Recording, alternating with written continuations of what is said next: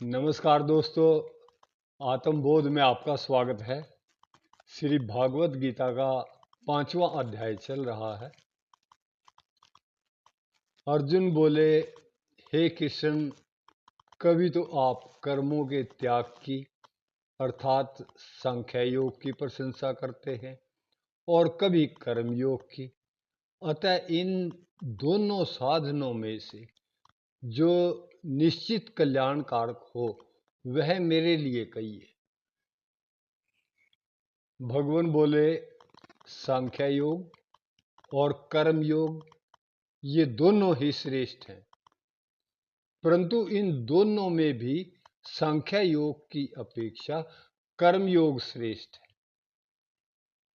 कर्म योग श्रेष्ठ क्यों है भगवान? हे माँ बाहो, जो किसी से भी राग और द्वेष नहीं करता वह कर्म योगी नित्य ही सन्यासी जानने योग्य है, क्योंकि द्वंद्वों से रहित होने से वह सुखपूर्वक संसार बंधन से मुक्त हो जाता है। आपने कहा कि दोनों श्रेष्ठ हैं, तो क्या दोनों के फल प्राप्ति में कोई भेद नहीं है?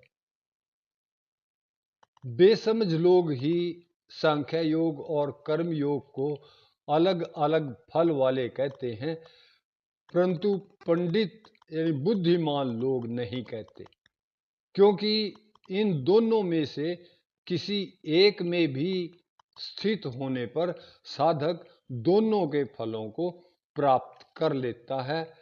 अर्थात जो फल सांख्य योग की प्राप्ति होती है वही फल कर्म योगी को भी प्राप्त होता है। इसलिए जो सांख्य योग और कर्म योग को फल में एक देखता है वही ठीक देखता है। जब दोनों का फल एक ही होता है तो कर्मयोग श्रेष्ठ कैसे है? हे माँ बाहो, जो योग के बिना अर्थात सिद्धि असिद्धि में सम हुए बिना सांख्य योग का सिद्ध होना कठिन है, परंतु मननशील कर्मयोगी सिद्धि असिद्धि में सम होकर शीघ्र ही समरूप ब्रह्म को प्राप्त कर लेता है। वह कर्मयोग से ब्रह्म को कैसे प्राप्त करता है भगवान? इंद्रियों को जीतने वाला, निर्मल अंतःकरण वाला, शरीर को वश में करने वाला तथा संपूर्ण प्राणियों में अपने आप को स्थित देखने वाला कर्मयोगी कर्म करता हुआ भी कर्मों से लिप्त नहीं होता, अर्थात परमात्मा को प्राप्त हो जाता। सांख्य योगी कर्मों से कैसे निर्लिप्त रहता है?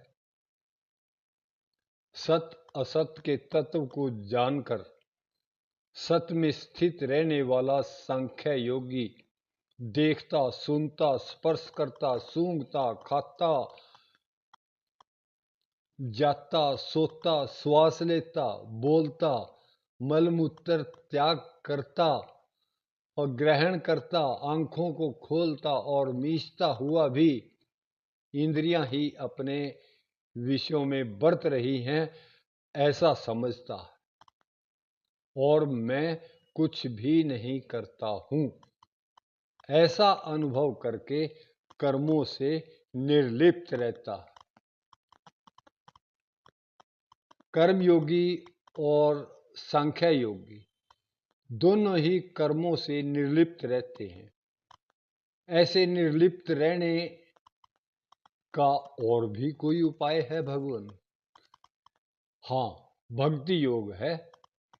भक्ति योगी आसक्ति का त्याग करके तथा संपूर्ण कर्मों को भगवान में अर्पण करके कर्म करता है। अतः वह भी जल में कमल के पत्ते की तरह पापों से यानी कर्मों से लिप्त नहीं होता।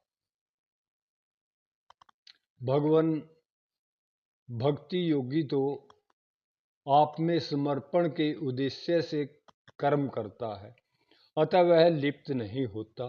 परंतु कर्मयोगी किस उद्देश्य से कर्म करता हुआ लिप्त नहीं होता? कर्मयोगी इंद्रियां, शरीर, मन, बुद्धि के साथ ममता न करके और फल की चिंता न करके केवल अंतःकरण की शुद्धि के लिए ही कर्म करता है। अतः कर्मयोगी कर्म फल की इच्छा का त्याग करके सदा रहने वाली परम शांति को प्राप्त हो जाता है। परंतु जो योगी नहीं है वह कामना के कारण कर्म फल में आसक्त होकर बन जाता है। आपने मेरी बात बड़े ध्यान से सुनी जी। बहुत बहुत शुक्रिया जी। बहुत बहुत धन्यवाद।